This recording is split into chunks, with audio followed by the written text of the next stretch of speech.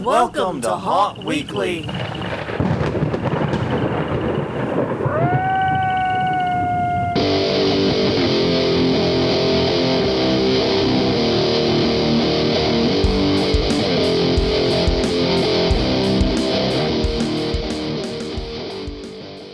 Hello, everyone. I'm Jonathan. I'm Crystal. And this is Haunt Weekly, a weekly podcast for the haunted attraction, haunted entertainment community. Whether you're an actor, owner, or just plain aficionado, we aim to be a podcast for you. And we return to you this week with an episode that is divisible by 4. Therefore, ipso facto, de facto, mono, mango, bingo, bango, bongo. It's time to do the news. And yes, indeed, we actually have a lot of news. Mm-hmm. It's been, usually this time of year is the doldrums. We haven't quite gotten the trans world yet. And haunted attraction news has slowed down. Usually this is the time of the year we're kind of stretching. No, actually there's a lot of big stories that we get to talk about.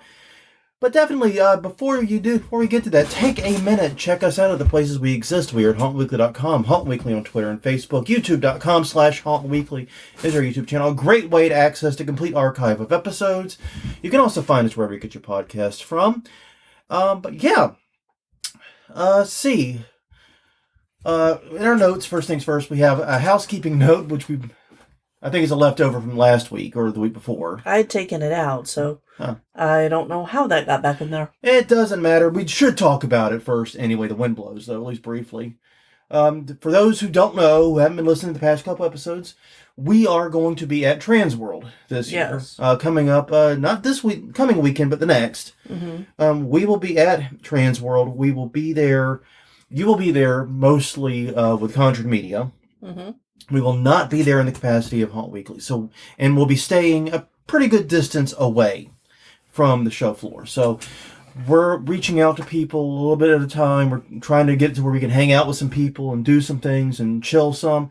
But we don't really control a lot of our schedule. So just be patient with us. And if you see us, come say hi. Yeah. We love to hear from you. Well, and that sounds like we should be doing conference reminders. So why don't we go ahead and kick those off and get through them? Yeah, why not? That's not a bad idea. We'll skip ahead and do conference reminders. Yeah, because Transworld is actually the first one. Yes, it is. Imagine that. Yes. Funny. It starts February 2nd and it goes through February 5th in St. Louis, Missouri at the America Center. There is a pre-show bus tour we will not be a part of. Party at City Museum. HaShow.com for more info. HAASHOW. Yeah, we're looking around. A lot of people we know will be there. Some are giving talks. Some are just going. We are just attending because we found out we were going 2 weeks ago. Well, so it's more complicated. Yeah, it than is. That, but the decision was made and final. Yeah. Okay. Anyway. After that, March 24th through the 26th in Owensboro, Kentucky. It is Fear Expo Live. I didn't tab all the way over. Fear Expo Live. I didn't know that's Fear Expo Live, right? Yes, it is. But yes, it is at the Owensboro Convention Center. Free admission, but it is not open to the public. You will have to register using your LLC. They're partnered with HauntCon, so all those great HauntCon classes will be available there. Learn more at fearexpolive.com. Okay, April 29th through the 30th.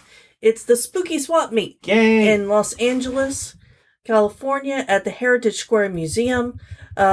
Great place to purchase gently loved items. That's their wording, not mine. Yeah. Yes. Slightly haunted. How's that? Well, that would just make them more valuable, wouldn't it? Exactly. Anyway. Includes costumes and decor. Created by the co-founder of Midsummer Scream. SpookySwapMeet.com. For more info. Then, after that, May 5th through the 7th in Savannah, Georgia, it's Southeast Hollows Haunt Convention, that's a mouthful, at the Savannah Convention Center. Early bird tickets are available until March 31st. Check it out at that's SEHHC.com. It's too bad they don't have convention, because that's what it is. SHH. It's convention. Yeah. Well, anyway, but that's not what it is. No, it's Southeast. Yeah. Southeast. It's got the E in there. I know. I know. All right. Well, every week we do ask you all a question of the week. Every week we can remember to. But last week we asked one that was gangbusters. Mm-hmm. I was overwhelmed with the response. Because last week we did an episode about why we don't go back to your haunt. And the whole point was we're thinking about haunts that are in the area or haunts we're near that we just skip. Yeah. Why do we do it? What are the reasons we have for skipping haunts that we otherwise could go to? And I thought we had some good stories. And I think we do. Yeah. But some of y'all got some crazy fucking stories. Yes, what I have learned is that haunts are as crazy as I thought they were. Maybe even a little bit crazier. there seems to be like a really dark underbelly with some of these. Yeah, so we asked you all, what is the reason you don't go back to that haunt? You know what I'm talking about. Yeah. Christine Campbell said, it hasn't changed since I was 13 and I'm 36 now. That's 23 years for those playing along at home. Mm-hmm. And it hasn't been repaired or maintained either, but they've definitely kept up with inflation for ticket prices. Yeah, I wouldn't go back either. Agreed. We used to, back when House of Shock was House of Shock, our biggest criticism was they changed so little every year, and it was true, and they actually agreed with us on it. Yeah. But I could not say that about them anywhere near. No. No, nothing, nowhere close. No. 23 years of the, could you imagine us getting 23 years out of the same layout? No, and I don't imagine us getting 23 years out of the same prop. I mean, will we make it to where it can last, other than the walls? The walls are very sturdy. But, like, the props and stuff, they last a season sometimes. Sometimes we're rebuilding because of enthusiastic actors or customers. Yeah. And, you know. Yeah, I find that amazing that a haunt managed to somehow A, stay in business, and B, not change anything for 23 years. I got a lot of questions about it. Like, are they in a tourist area or something where they keep getting new customers cycling through? Yeah. Because you can't pull repeat business that way. Anyway. All right. Fairlou Savage says unsafe and abuse of actors. We have definitely seen more than our share of that. Yeah. Unfortunately.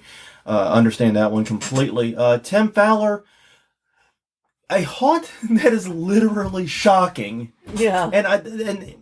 He and one other person were in the comments going back and forth on this. Right, because there were several that remember this haunt. And we ask for no haunt names. No. So we do not know which haunt this is. We don't want to know what haunt this is. Yeah. Yes, but if we, eventually we will make it over to California. Yeah, that isn't a plan, actually. So we will find out what this haunt is so that we know not to go. Yeah, we will ask Tim directly via direct message. And we will come to him in private about this just to make sure we don't accidentally go to it. Because apparently they literally fucking shock you. Yeah. Like literally physically shock you. And apparently they love doing this, so they do it multiple times. And here's just, And here's my thing about that, right? Okay, I get it. If you go low current and high voltage, you can get a pretty good shock, and it's probably safe for most people. Mm-hmm. But my question is, what happens when you get the person who has a heart condition that they don't know about? Yeah. That suddenly now they have, their heart's beating arrhythmically. They're all, what happens then? Yeah. Small shocks can do that to people who have conditions. And I immediately am like, oh, shit, because weird heart conditions apparently run in my family. I didn't know this until super recently. My heart checked out fine. I got fired by my cardiologist. But, what would happen to, my dad, who had a heart issue a while back? And he's fine now. He's doing great, actually. He's doing a little too good. But I'm joking, obviously. But anyways, he's doing really good now. But back when he was first starting, what would have happened if he'd gone to this haunt and gotten shocked? Yeah. I worry about shit like that because he didn't know anything was wrong. He went from hunky-dory, everything's great, to heart surgery inside 3 months. Yeah. I think it might have been faster than that. It was crazy fast. Yeah. So, think about it. I mean, you can kill people like this. Yeah. Anyway. All right. Shalisa Muehlberger said the actors created constant bottlenecks, thus creating clusters of groups despite the pacing done at the entrance. They're also in the news regularly for assaulting women in their touch maze. Yeah. Shit. Yeah, okay. Let's pick this apart from the beginning. First things first. creating the bottlenecks, that is a quick adjustment. The actor manager should be making an adjustment there. That's an easy adjustment you should be able to make in the middle of the night. Obviously, they're not doing it if it's a recurring problem, and that means there's a lack of oversight. Yes, that's what I hear. Throws off your pacing. Yes, and everything goes fucking sideways. Yeah, and then you don't have the experience you wanted because you expect to be able to go through it with your friends and not a bunch of strangers. But in the news regularly for assaulting women and their touch maze. Yeah. Dudes, get rid of the touch maze. If you can't do it without ending up in the fucking news for assaulting people, don't do the touch maze. Mm-hmm. Do anything else. Basically. Literally anything else you have options here. Mm-hmm. Oh my God. Moving on, Ryan Greger said because the owner/operator and some of the actors have shown themselves to be misogynistic and anti-Semites. I have a pretty good guess what he's likely talking about, but no. But anyways, yeah, that's a good reason. Yes. That's a sad reason, but a good reason. Yeah, similar to some of our list. Chris Gay said the entire hayride is clowns with chainsaws.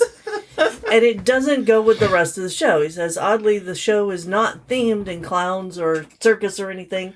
It's just clowns and chainsaws all in on the hayride. We had a similar experience of that at a hayride we did on the North Shore. Uh-huh. And yeah, it was all clowns and chainsaws and farming weapons and things like that. It didn't, but like you pointed out, it wasn't part of the theme. If you want to have a clown house, a 3D fun house thing, I mean, fine, whatever. I don't give a fuck about clowns. I legit do not. It doesn't impact me either way. But if you want to have it, fine. But yeah, it's got to fit the theme. And I really struggle to figure out how you do a hayride that's clown themed. Yeah. Because those two things don't go together in my brain. Anyways, Ellie, sharing an experience I think we touched on briefly when we were doing it, our partner here. She said there was one haunt where they had so many rules and they made full-on threats about having you arrested and taken to jail if you touched the actors. Mm-hmm.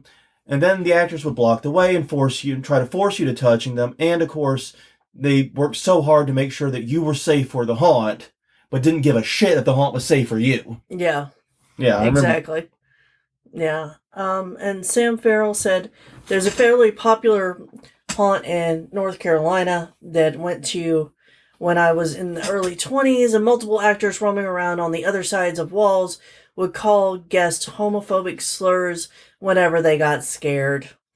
It's mismanaged and had never been back. And apparently they it was dismissed by management and never went back. And hearing the story, we followed up with someone we were talking to in line once at another haunt, who one of them was gay. I don't remember if one or both of them were gay, but at least one of them was gay. And they went to a haunt, and then someone used a homophobic slur. They told the manager. Manager yanked that actor out and fired him on the spot and gave the customers tickets to go through again. Yeah. And they did. Yeah.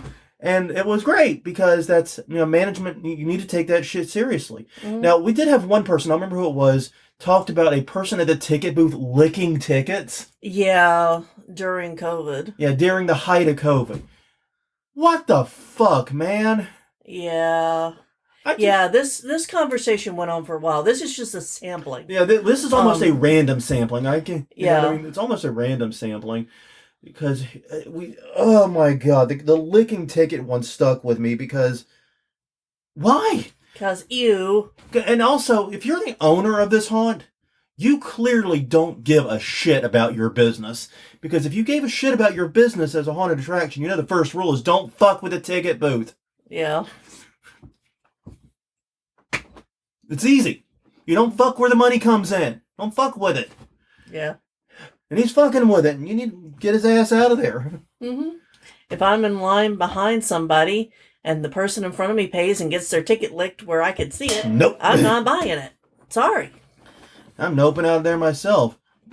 So, this week, we kind of wanted to take it in the reverse direction and hopefully have a happier question the week next week. Yes. We're going to be asking you, what made you a super fan of a haunt? Yeah. Let us know at hauntweekly.com, Haunt Weekly on Twitter, Haunt Weekly on Facebook, and all the other places that we exist. We read your comments, we check your emails.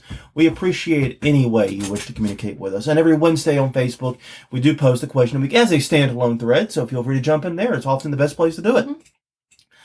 Yeah, so what made us a super fan of a haunt?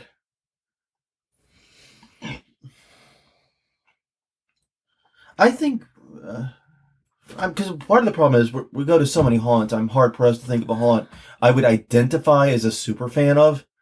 Well, just one that we look forward to going to every Okay, year. I will say that one of my favorite things was the elevator at 13th Gate, that whole sequence. And like our first trip Yeah. there. Yeah. Yeah, they've changed it now, and they've had to change it due to timings and everything, and I Hmm. understand that. But the very first year we went to 13th Gate, the elevator rocked our world, and it was done so well both between the actors. It was the best combination of good actors Hmm. and great setup. And you just knew this was going to be a tight, put together haunt. Yeah. And it was, and it is. It was. Um, and there are haunts that we've been to that the owners come out and talk to us, not because we're us, Yeah, but just because we're customers and they are new haunts and they are wanting feedback. yeah. And they talk to us, and this happened this last Yeah, on trip. the Mobile trip. Yeah, it happened a Yeah, couple times on Mobile. yeah, exactly. And we talked to people, and we saw their passion, we saw their Yeah. inspiration and their drive to com- to improve this community and add to it, and that always gets me. I wish they were a little bit closer because I would go back to that haunt again. Yeah, I would love to go back. I would love to see them in the off season. I would love to chat with them more because they clearly have the bug, the passion, Yeah. and they really are putting everything they can into it. And I guess that is the thing that really does make me a super fan of like a haunt, like not a super mega haunt like 13th Gate, Hmm. but like any haunt we go to, you can be this country bumpkin tiny haunt in the middle of nowhere. Hmm. That obviously doesn't have the money, obviously doesn't have the manpower of a lot of the bigger haunts. But if you put your passion out there and you make it Hmm. clear you love what you're doing and you're busting your ass to make it happen, it is evident. Yeah, and you're trying to do something different. Yeah. Yeah, I even if that different thing doesn't work, Yeah. I applaud at least trying to do something different. Yeah, and every one of those instances where the owners are out talking to the customers Hmm. after they leave, after they're in the calm down area Yeah. outside the haunt, Yeah. um, You, every time there has been something inside the haunt that was unique. yeah, that's true. That's a very good point. Yeah, and you see that passion, and I guess that is one of the things I really do enjoy is seeing owners, and I guess that could be our answer. We'll just make that our specific answer was owners who come out and speak with customers, not even necessarily us, Yeah, but we see the owners, we see them out there talking, learning, growing, trying to yeah. understand what's going on inside the And haunt. even if it's not the owner, because the owner may have other shit they got to Yeah, do, true. somebody just getting feedback, Somebody and in talking. management, Yeah, somebody in a management position. yeah, I think that is so important to show that you care. And that's a little thing that you can do that really shows A, you care and are passionate, hmm, and B, that you are dedicated to this and you're going to try to improve. You're going to listen and take on advice. yep. All right. All right. Well, real fast, we have not done any work on our haunt this week. In fact, we've been working on builds for the store Yeah. more than the haunt, unfortunately. That's an ongoing project. And also, a lot of our time is going to getting ready for Transworld. So, Yeah, and I did cut down some branches that were cluttering up the actor area. yeah, So a little bit, but I don't want to say that we're going to do anything because obviously our brains say, "Hey, you've done it," and give us that dopamine thing, and then we don't do it. well, and the other problem is with Transworld coming up, the yarn store is still spinning up. Ha ha ha. Uh-huh. Yeah, But the yarn store is spinning up. We obviously are being pulled in a lot of different directions right now. I really would like to do some of the work in February or March Hmm. because it'll be cooler. Yeah, And especially if we can get demo done, yeah. we'll be in a much better place come fall. That, and I really want to get out there because I think it will help with some of my lack of enthusiasm that I've been feeling lately Yeah, for I the understand creative that. process. So yeah, we haven't done anything, but like I said, we've been pulled in several different directions right now. But hey, the display for the crochet hooks and knitting needles at Ellie's store looks amazing. It does. It's simple, but it's amazing looking Yeah. especially compared to what we had. Yeah. So, all in all, we still got a little bit of our creative and buildy juices out there. Mm-hmm. That was nice. Yeah. All right. Well, as we've said before, this is an episode of Visible by 4, so it's time to do the news. And Crystal, why don't you lead us off? Okay. Or did you want me to do the evens? No, it doesn't matter. Okay. Planet Doom burglary suspect bound to district court. This is an article by Caitlin Hart of the East Idaho News. Back in July. Yeah, midsummer. Planet Doom was broken into by 22-year-old Trenton Mann. Allegedly, and Andrew Holt. And they've been charged with felony grand theft, larceny, and felony burglary. And there's one misdemeanor, malicious injury to property. Yeah, for basically vandalism is what it sounds like. Yeah. So the article actually includes a lot of quotes from Andrew Holt, talking about how they just wanted to get on the roof, and then they found a way into the haunt. So then they decided to go into the haunt. And, when he was confronted back in August by a police officer saying, "Are you Andrew Holt?" he said, "No, I'm Nick." And the officer's like, "You can get in trouble for, saying a false name in a police report." So now he's in trouble for that too. And he went as far in this interview as to say, what if all of the items were returned to the haunt? And the police officer, yeah, that'd probably be a good thing for you or for Andrew. So they did. They returned everything. Yeah. No word about the money, but all the items that were taken. All of the items were put back. The haunt security cameras were what helped to find out who broke in and find them and take them to court. I'm glad these men were arrested, and like I said, they're innocent until proven guilty. Diddly diddly dee. We know the speech, but the police seem fairly confident at this juncture. Yeah, they seem very confident, I would say. Yeah, because they have a guy saying, "Hey, if the items were returned back, would that look good for whoever did it?" To quote the legendary Ron White, "I had the right to remain silent, but I lacked the ability." Yeah, I mean, I would not be surprised if I saw one of their names in the Darwin Awards in the future. Yeah, and the thing about it is, this is a charity haunt. I'm not the biggest fan of the DARE program. I grew up in the 90s. Yeah. So I was very familiar with it. But they raise money for the local DARE program. And so, it's charity haunt. It's not a for-profit thing. And this was a significantly damaging thing for them. And from the sound of it, it's because two idiots wanted to get on the roof of a building. Yeah. Apropos of whatever. And then found a way inside. Yeah. So I understand a little bit, because whenever you play video games and you see the ladder that goes to the roof, sometimes in real life you see those and you think, I should just climb that. Yeah, and I actually had a moment like that in the sketch. Last time I was in the Sketcher store, because for some reason they have one of those ladders through inside the store. Oh, there's got to be something good up there. Oh, you got to know that, man. You go to the fucking attic, man. It's crazy. And it's just like... And the thing is, they do the thing where they have the last few steps locked up, but they didn't lock up enough. I'm 6 feet tall. I can easily grab the lower rungs and shoot myself up.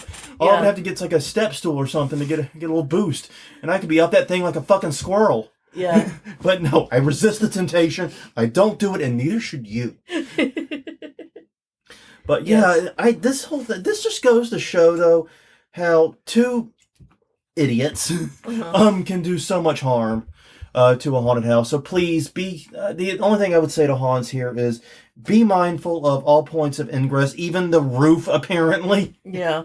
And just be sure they're locked and secured. And good on them for having security cameras. Yeah, and good on them for having security cameras, though apparently it didn't matter how many they had, because they wandered all over that bitch in the hour they were inside. Yeah. Because apparently they spent over an hour inside there. Yeah. That is knucking futz. And the pictures from the video cam that are in the article they look like they have a beverage in their hand. Oh, yeah. And they're just having fun and enjoying the scenery. Yeah, so I lock your roof, I guess. I don't know, okay? It feels like weird advice to give, but Yeah. just consider it a reminder. All right, this was the big news this week in terms of what got the mainstream attention. Yeah, no kidding. It was so hard to find other news because this one was so huge. Yes, but Universal Studios is launching a year-round haunted attraction in Las Vegas. We chose to pull from John Squires at Bloody Disgusting. Mm-hmm. And basically, all we have is an announcement. Yeah. I wish we had more. But basically, HHN has announced a year-round event in Las Vegas, which will be apparently mixing historical and new films into the experience. It'll be 110,000 square feet and will be an anchor tenant amongst a 20-acre expansion of Area 15. That's an entertainment district that opened in 2020. I know. I just read that. It's close to the main strip. That's all I know. I literally just read that. I have no idea what any of those words mean. But yeah, there's no mention as to opening times for it, but this is a huge announcement. A giant year-round, it sounds like haunted park more than a haunted attraction, will be opening up in Las Vegas. And I gotta say, when we did our hopes and predictions for 2023 episode, one of the things we said was that there will be hopefully a bigger push into year-round haunting in this country. I think HHN taking that on is pretty big I push. did not expect it to come true in like 12 fucking days, okay? Okay, look, if I knew I had this kind of power of clairvoyance, someone will deposit $1 million into my account in 2023. And then you'll be charged with theft or something, and it'll come out. Because it's the evil genie, right? Yeah, no. Yeah, no shit. But yeah, and this is something I didn't think about, though. And this is something because we've been pushing and pushing and pushing for more year-round stuff. Because one of the things we have to do is normalize haunted attractions having events not around Halloween. We've got to have more opening nights if we're really going to grow as a business. One of the things I did not think about was that, hey, someone like HHN could be a boon at getting that visibility, because what's going to happen is people are going to go to Vegas and see this, and they come from everywhere, and they're going to go back home, and they're now going to have haunted attraction experiences in random months throughout the year. Yeah. Well, I mean, this may be a reason for me to go to Vegas now, because, I like visiting haunted attractions. I'm kind of busy October, September, and I'm not ever planning on being able to get to Florida for HHN. Neither of us are much of gamblers. But, but there's plenty of other stuff. And it makes sense for HHN to do a park instead of just a single attraction. Yeah, and they're going to go big or go home. This is Universal Studios, man. They're not going to fuck around. So yeah, this is a huge, huge thing. And I think this could be a boon for other haunts who want to do more year-round, but aren't confident that people will turn up outside of the traditional haunted attraction season. This will get people more used to seeing horror-themed, haunted attraction stuff the other 10 and a half months out of the year. Yeah. And I think that's a great thing, and I hope that this really does take off and it does become a boon for the rest of this industry, and especially in tourist areas. Because why do we not have a year-round haunted attraction in New Orleans? I don't know. I really don't. I can't think of a single reason we don't. Because we have the tourist community. Yes, and our community is... So, the, myth around New Orleans, part of the reason people come here is because we're spooky. We're spooky, scary skeletons. Exactly. I mean, we have haunted ghost tours and all sorts of other things that are adjacent to a haunted house. Now, I don't know if we were patient zero for the haunted tour, but we were close. Yeah. You know what I mean? We were close. Because that's a thing in a lot of cities. It's like, really? Yeah. On a ghost tour in Columbia, South Carolina? Yeah. That doesn't sound right. But yeah, so it's one of those things. But if we were not patient zero, we were fucking close for that. And yeah, it seems like a natural mesh. You could probably open, it'd be a small one. It's not going to be 110,000 square feet. No. But you could theoretically open a small one in the French Quarter or something. Yeah. And probably make pretty decent money, but whatever, So yeah, this is a big deal, and if it goes through, when it opens, this could be the start of the push for year-round haunting. Yeah. All right, next up. Abandoned Eloise Asylum to get $4 million renovation into a hotel, restaurant, and haunted attraction. This is from Justine Lofton at M Live. Mm-hmm. So the asylum closed originally in 1984, and there was the current project is supported by a grant. It's almost $700K. Yeah, just under, yeah. Yeah, just under, to clean up contaminated ground stuff and basically decontaminate the place. Yeah, they're going to tear down some buildings that need tearing down. They're going to preserve some buildings that need preserving. One of those buildings is going to be where the haunt is located, which is the K. Beard Building, which housed 409 patients and closed in 1979. This is where, like, electroshock therapy was developed. One of the first places. And speaking of patient zero for things. Yes. And it was at one point the largest asylum in the U.S. I did not know that. That is... Yes. They're saying that it will be home to 3 commercial attractions, a hotel, a restaurant/bar, and the haunted attraction. They're hoping it'll bring between 50 to 100 full-time jobs and 75 to 100 seasonal jobs. Just say 200 fucking jobs. Yeah, basically. And 200 to 300 jobs. Somewhere in there. Yeah, somewhere in there. We don't know how much. It's going to be a lot of jobs. It's going to be some jobs.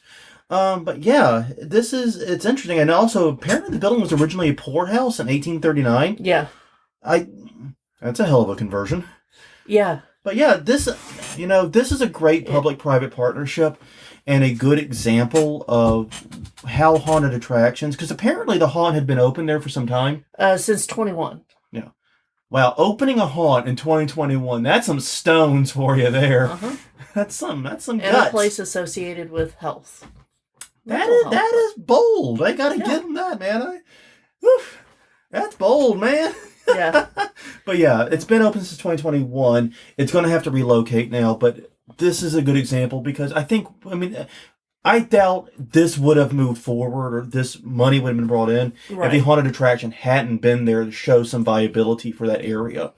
Yeah. And, so not only is it possible for haunts to preserve their own history, but it's possible to help with the preservation of the town's history. And and for evidence of that, look no further than the Eastern State Pen and the work they've done. Yeah, exactly. They've done an amazing job running a very, very well-known, very famous haunted attraction, but also using the money, resources, and everything else to preserve this historic landmark. And we've been to Eastern State Pen, not the haunt, but the historical monument, historical place. Right. And yeah, it needs all the help it can fucking get. Mm-hmm. You can tell it was built by the lowest bidder on the first pass. Yeah.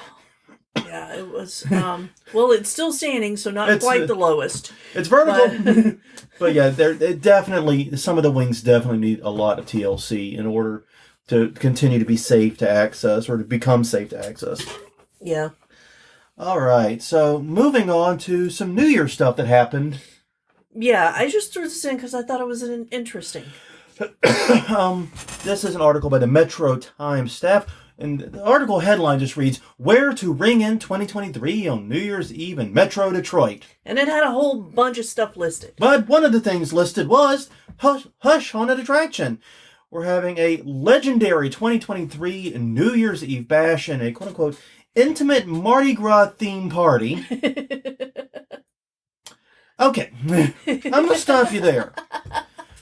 Intimate and Mardi Gras themed do not belong in the same sentence unless you're talking about something very specific. Yeah, but there is a way.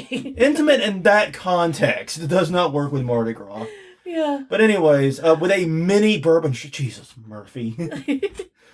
And I set myself up. I gave you the fucking... I'm glad that you got to read this, because I threw this in, hoping that you were going to be the one to read this one. Jesus, tap dancing Christ. All right, well, what's the fucking deal with it?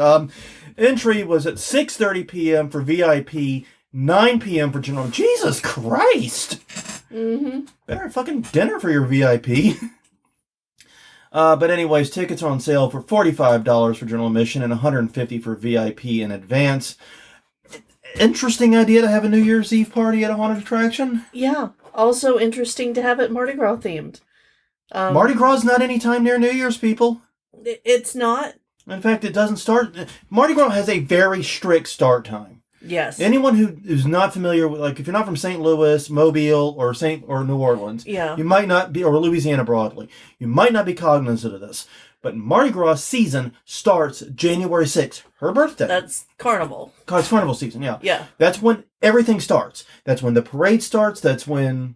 Well, at least here. Like, other places don't even do that. It's just like... like, they don't mark it. And then Mardi Gras Day itself can be any time from, like, early February to the middle of March. It's crazy how much it fluctuates, because it's based upon Easter, rotating, it's a lot. But it's not December 31st, ever. No. But still, it's also not in October, and we did have a Mardi Gras themed haunt at one point. Yes, we did. We did do that. Anyways, and it was fun. It was a lot of fun. All right.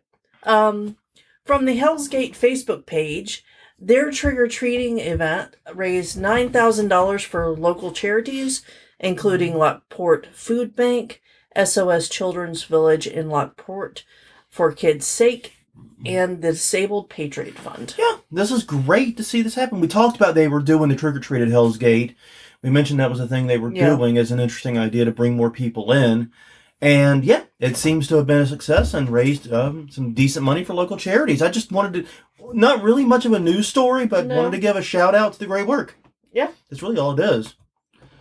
Okay. This is an article by Greg Haas at 8 News Now.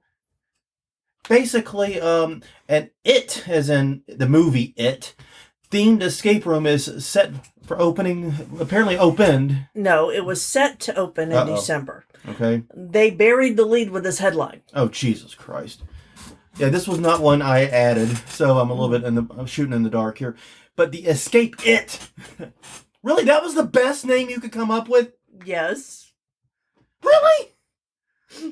The fucking thing is named It. The whole property's named It. You can do so much. Never mind. Nothing. You can do so much with it. Yes, you can do so much with it. Yes. Yes. Will not be opening December as the team wants to make this a great horror experience. And basically, they had originally planned on opening in December, but it's been postponed. No indication of a new opening date. It is clear that it's being worked on. They say that signage has gone up, and they have put up a facade and some elements from the movie, but they do not know the exact opening date. Yeah, and yeah, we reported on this back when it was announced. This is going to be in Vegas. I wonder. Yeah, it's interesting. I wonder what happened and what pushed them so far behind. Yeah, because we're talking about this in mid-January now. We're recording this on the day this is going live. Mm-hmm. So we're past mid-January. Yeah. Interesting. Yeah. All right. New York has a new haunted house of hamburgers that celebrates Halloween all year round. I swear, we find the stupidest shit sometimes. These are the fun stories. I know, these are fun, though. This is by Tamika Murray and Farmingdale, New York. Deliciously. .com. Yes. But the restaurant opened back in October. It looks amazing. This is worth going and watching the video on, because they have like giant Frankenstein monsters outside. The entire thing is themed. From outside to inside to the bathrooms, everything is themed in a different spooky Halloween vibe. It looks amazing. The menu includes a cemetery Caesar salad, half moon mozzarella sticks, and things like that. Did Bob from Bob's Burgers open this up? It is a burger place, so maybe. Did he move from wherever the fuck that show's taking place to New York and open up a horror thing? Yes, I would love to go and get drinks at the Vampire Bar because it looks really cool. And of course they have black toilets in their themed bathrooms. But it is worth watching the video. Yeah, we almost bought a skull toilet when we had to replace ours. They actually had one for sale, and then we realized it was like $400, and we said, we'll just get a regular one. Yeah. I don't need to spend $400 on a place to take a poop. Yeah. But, yeah. So, check it out. Watch the video. Depending on your tolerance for TikTokers, watch it on mute. Yeah, How's that? exactly. That's fair. If you do a lot of TikTok, you're probably fine. If you don't do a lot of TikTok, watch it on mute. Yeah. Just trust me. You're saving yourself a lot of trouble. Oh, and we ended on an international story that actually makes me very happy, even if it's sad for people going currently. But in England, this is in England. The popular Alton Towers ride closed since September is set for a new revamp. Article by Hannah Hiles at stokessentinel.co.uk. But basically, Alton Towers is a former estate, big giant estate property that's now a theme park.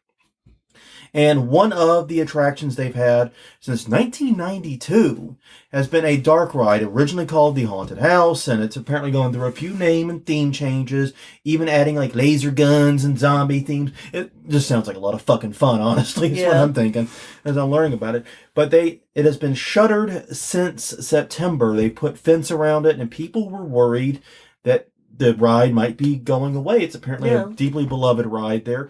But no, they say, it is not disappearing. Instead, it is getting a complete revamp.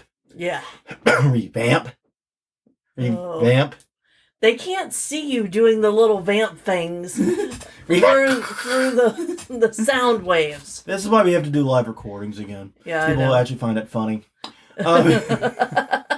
It's cute, you think that. But anyways, but yes, they are revamping the ride completely. It's going to get, apparently, from the way they were describing it, they're really taking it apart and doing some new stuff with it. And this is a ride that apparently has, like I said, been updated very regularly. It's gone through many iterations of it.